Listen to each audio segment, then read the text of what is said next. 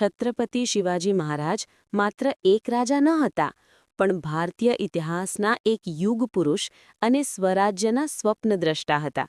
ચાલો તેમના જીવનના એક પ્રસંગ દ્વારા તેમનો પરિચય મેળવીએ. વાર્તા. સાહસ અને બુદ્ધિચાતુર્યનું પ્રતીક. જ્યારે બીજાપુરના સુલતાને શિવાજી મહારાજને રોકવા માટે તેના શક્તિશાળી સેનાપતિ અફઝલ ખાનને મોકલ્યો, ત્યારે આખું દક્ષિણ ભારત ધ્રુજી ઉઠ્યું હતું. અફઝલ ખાન કદ્દાવર હતો અને તેની પાસે વિશાળ સૈન્ય હતું, જ્યારે શિવાજી મહારાજ પાસે મર્યાદિત સાધનો હતા. અફઝલ ખાને કપટથી શિવાજી મહારાજને મુલાકાત માટે બોલાવ્યા. તે જાણતો હતો કે શિવાજી મહારાજ શારીરિક રીતે તેનાથી નાના છે, એટલે તે તેમને ભેટીને મારી નાખશે. પરંતુ શિવાજી મહારાજ પણ સાવધ હતા.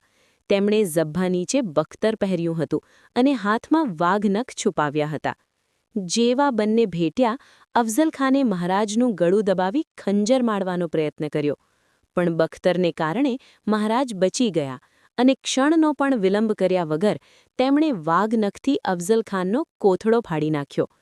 આ ઘટના એ સાબિત કરે છે કે શિવાજી મહારાજ માત્ર બહાદુર જ નહીં, પણ અત્યંત વ્યૂહરચનાકાર એટલે કે સ્ટ્રેટેજિસ્ટ પણ હતા.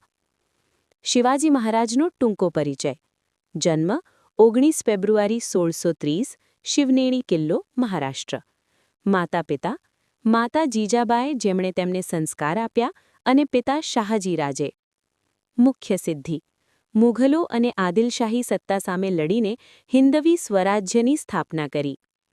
ગરીલા વોરફેર. તેમણે ગણીમી કાવા એટલે કે છાપામાર યુદ્ધ પદ્ધતિ વિકસાવી હતી, જેનાથી નાનું સૈન્ય પણ મોટા સૈન્યને હરાવી શકતું.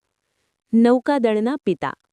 તેમને ભારતીય નૌકાદળના પિતા માનવામાં આવે છે, કારણ કે તેમણે દરિયાઈ સીમાઓ સુરક્ષિત કરવા મજબૂત નૌકાદળ બનાવ્યું હતું.